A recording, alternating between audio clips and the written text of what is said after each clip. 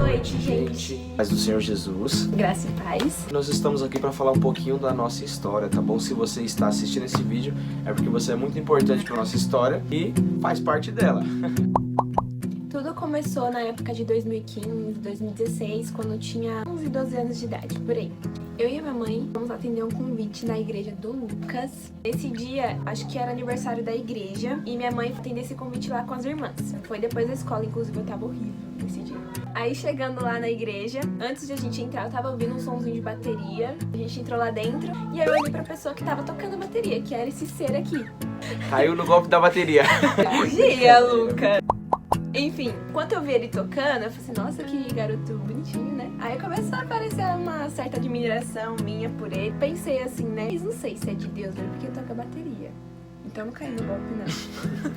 Quando ele foi cantar lá na frente com a mocidade, eu vi um brilho diferente nele, porque diferente dos outros. Diferente dos outros, ele tava louvando assim, com os olhinhos fechados, entregando realmente a adoração dele ali pra Deus. E eu falei assim, não, Deus, eu quero um igualzinho a esse. Depois de um tempo lá na sede, ele foi pra lá e eu vi de novo. Eu falei, não, eu conheço esse menino. Na época eu imaginava que ele era mais novo que eu, porque ele tinha muita cara de criança, gente. Vocês não têm noção.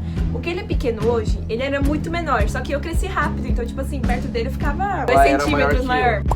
O tempo se passou. Teve um culto de Santa Ceia que eu fui na igreja dela, que é a nossa igreja sede, né? Eu sentei na galeria. Ela tava sentada um pouco à minha frente e ela tava de costas. E eu comecei a reparar nos cachos dela. E aí acaba que ela olha pra trás, e quando ela olhou pra trás, praticamente os nossos olhares se cruzaram. Automaticamente a gente desviou o olhar um do outro, né? Porque os dois ficou com vergonha. Parece que algo já se conectou entre a gente. Pra pessoas que falam que isso não existe, é mentira, porque existe.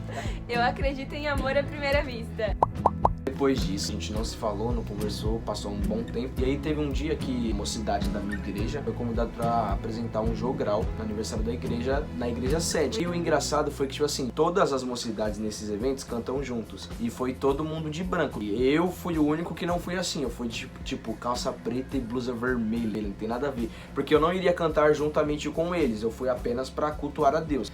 E aí, de repente, chega um comunicado no meu ouvido que a gente iria ter que apresentar o jogral. E eu ficava nitidamente na frente. Então, tipo assim, eu ia dar um destaque. A gente apresentou esse jogral, por sinal foi bênção, graças a Deus. Acabou que nesse dia eu vi ela novamente, ela me viu novamente. Automaticamente fez lembrar todo aquele momento, aquele olhar, aquele sentimento que se conectou naquele dia. Passado o tempo, acabou o culto, eu não falei com ela, por sinal. A gente voltou pras nossas casas, eu tava mexendo no Facebook e eu encontro o perfil de quem? Dela. E mandei uma solicitação, ela aceitou e a gente começou a conversar. Aí passou um tempo, a gente parou de se falar, e acho que uns 2 anos depois. Ele me chamou de novo, só que aí começou a ser mais frequente as nossas conversas, responder stories um do outro. Lógico, me fazia um pouquinho mais difícil. Eu sempre fui uma garota que esperava muito em Deus. E eu lembro que na época eu tinha feito uma carta pra Deus. Eu escrevi pra Deus o quanto eu esperava algo do jeitinho que eu queria. É bom até você especificar pra Deus, porque aí quando chegar, você vai ver assim, não, é esse daí. E eu lembro que eu escrevi que eu queria muito um garoto de topetinho, e pedi pra Deus um garoto que tocasse, que falasse da palavra de Deus. Aí nessa época a gente já tava conversando. Aí eu vi que ele começou a pregar, ele começou a fazer pequenos vídeos de pregações, e ele postava tudo. Eu falei assim, nossa, que legal, será que dá certo? O que aconteceu com seus sentimentos? Como ela entrou nesse tipo de assunto, teve um dia também que eu vi um vídeo que ela postou com uma outra amiga dela, louvando. E eu sempre falei isso pra ela, a forma que ela louva é uma forma que mexe muito comigo. E quando eu vi aquele brilho todo do Espírito Santo sobre a vida dela, aquela presença, a forma que ela louvava, que ela entregava o seu louvor a Deus, literalmente aquilo mexeu comigo, sabe? Querendo ou não, escolher alguém pra você passar o resto da sua vida até o arrebatamento, porque é nisso que a gente acredita e é isso que a gente busca, não é uma missão tão fácil. E não foi uma missão fácil pra gente, até mesmo depois que a gente começou a conversar com muita intensidade, chegou um determinado momento que eu falei, meu, eu vou falar o que eu sinto por ela. Foi aí que chegou um dia que eu peguei e eu mandei uma mensagem pra ela, assim, o sentimento que eu senti quando eu vi ela pela primeira vez, e que esse sentimento só aumentava quanto mais a gente conversava. E aí, aquele nervosismo, né? E eu mandei essa mensagem pra ela. Lembro que eu desliguei a internet do celular, com medo da resposta dela de ser rejeitado, e fui dormir. Só que eu não consegui dormir, querendo ver a mensagem, mas com aquele receio, né? Vai que ela me rejeita e fala, sai daí, que não sei o quê. No dia seguinte, quando eu acordei, eu lembro que eu liguei a internet novamente, peguei o celular e fui ver se ela tinha me respondido. E ela me respondeu, ela disse que o que ela sentia era praticamente a mesma coisa que eu sentia, né? Então, eu lembro quando eu fui te responder isso, eu vi um dia antes, só que eu respondi só no outro dia, porque eu tava muito nervosa. Assim, antes de ir pra peguei escola. No meio da madrugada, sem conseguir dormir, fui ver a mensagem e ela nem visualizado. Aí eu já falei, pronto, acabou a amizade. Sabe quando aparece, tipo assim, por cima da barra de notificações? Eu vi por ali, eu não tive coragem de entrar, porque eu senti muita borboleta na barriga. Eu acho que quem tá nesse comecinho de namoro aí sabe o que é que eu tô falando. Aí eu respondi no outro dia, eu realmente sinto mesmo. Aí eu acho que ele me chamou pra orar, eu não sei se foi eu ou foi você, né? Como que aconteceu? Ela pegou e falou assim, como a gente sente o mesmo um pelo outro, eu acho que a gente deveria orar. E aí foi aí onde a gente tomou a decisão de iniciar uma campanha de oração. E aí a gente começou a orar todas as noites. Antes de dormir, eu acho que era às 10 horas, a gente sempre orava junto, sempre. A vez que ela tava na casa das amigas dela, ia pro banheiro pra orar. Um dia que eu tinha saído com alguns jovens da igreja, a gente tinha ido no McDonald's, e eu lembro que ela me mandou mensagem, você tá aí, a gente vai orar. E aí eu falei, vamos sim.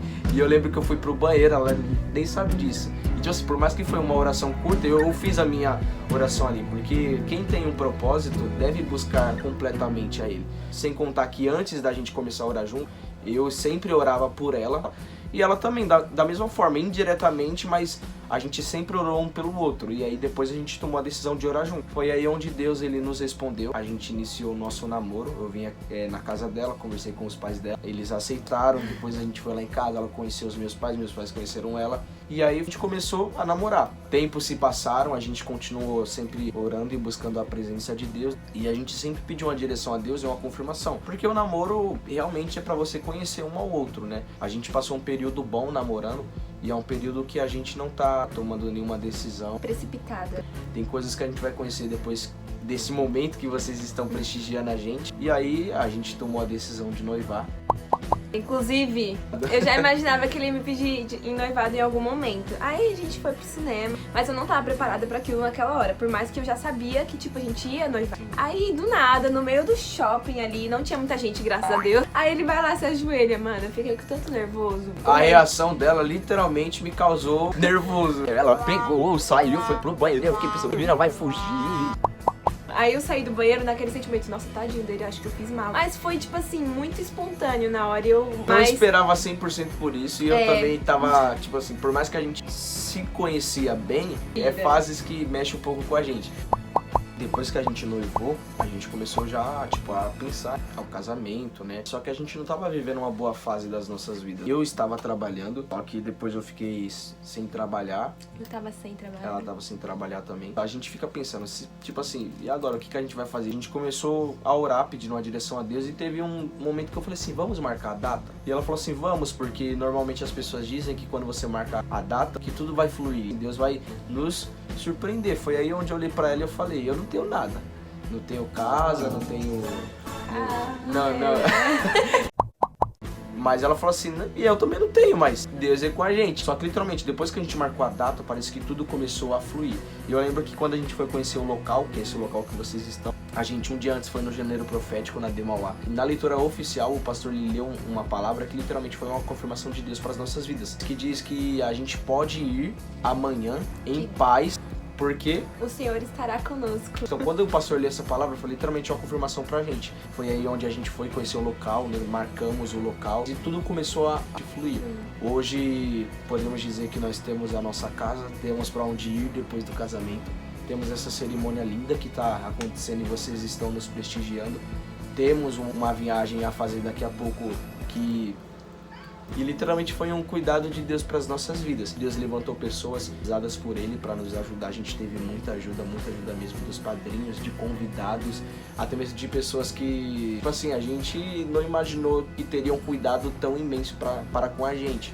E nós só devemos estender a nossa gratidão a vocês. Vocês merecem o mundo. Que Deus abençoe a cada um e retribua a cada um de vocês em dobro. Saiba que esse momento está sendo um momento muito especial pra gente. A gente tá muito feliz Tem hora que eu não sei como agradecer, às vezes eu fico sem graça, então me desculpem, padrinhos, na hora que vocês mandam pra gente, a gente fica com uma cara meio tipo assim, ai meu Deus, que vergonha, como é que eu agradeço isso? Então, muito obrigada. Todos que tiraram, querendo ou não, um pouco do seu tempo pra nos prestigiar e estar conosco nessa conquista, porque pra gente é uma conquista de grande importância. Então, se você tá assistindo esse vídeo, se você está aqui, nós somos eternamente gratos e desejamos do fundo do nosso coração que as bênçãos do Senhor estejam sobre a vida de vocês. E se isso é uma conquista pra gente e vocês nos ajudaram a conquistar, saiba que a conquista não é só nossa e é de vocês também.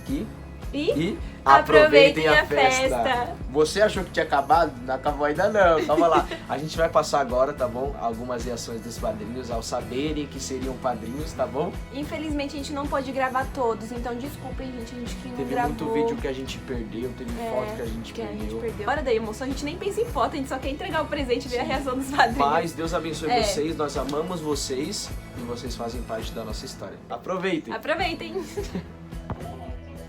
E a pergunta é se vocês aceitam ser os nossos padrinhos. Já quebrou o clima, né?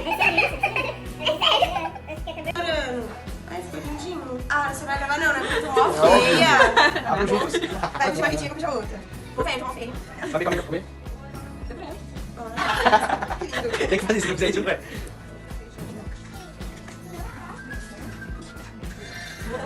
Vocês Aceitam ser os nossos padrinhos?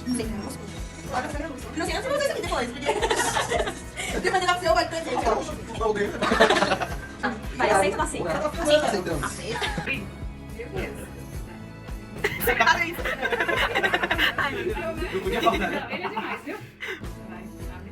A pergunta é se vocês aceitam Você é nossos padrinhos. Ai, Deus, que lindo! Não, acredito. Ai, tá bom. Gente, eu não tô acreditando. Vai gravar? Não, peraí. Olha. Eita. Habilidade. Eu não sei de nada. Ai, que emoção, gente. Vai me fazer chorar vocês, viu? Vai ter que aprender. Certinho. Olha. Certinho. Ai, gente, gostaram? Vai gravar todos os padrinhos. Olha o que o cara aprontou, velho. Olha o que eles aprontaram. Olha isso. Meu Deus. Só não tinha tamanho S pra gente. É isso, parabéns. Destruindo o negócio, né? Aguarde as próximas cenas dessa novela. Casamento do Lucas Neto. Ai, Gabriela Lodge. Nossa, gente, amei. Você amou, foi? Amei, né? Você amou, eu amei. Vamos nessa missão. Meu Deus, morro de medo. Fala certeza que vai ter uma multa.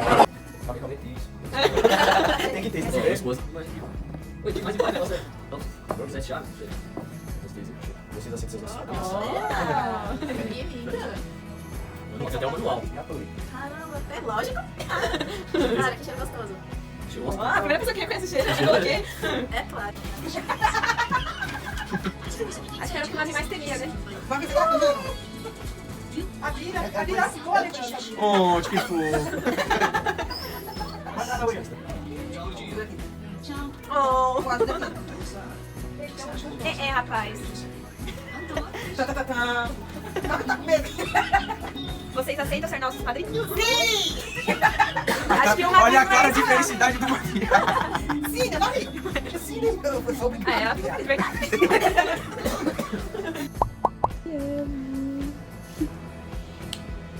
Meu Deus. A gente tá casando, ó. A gente não tá casado aqui, mas agora a gente tá casando aí, ó. Tá vendo?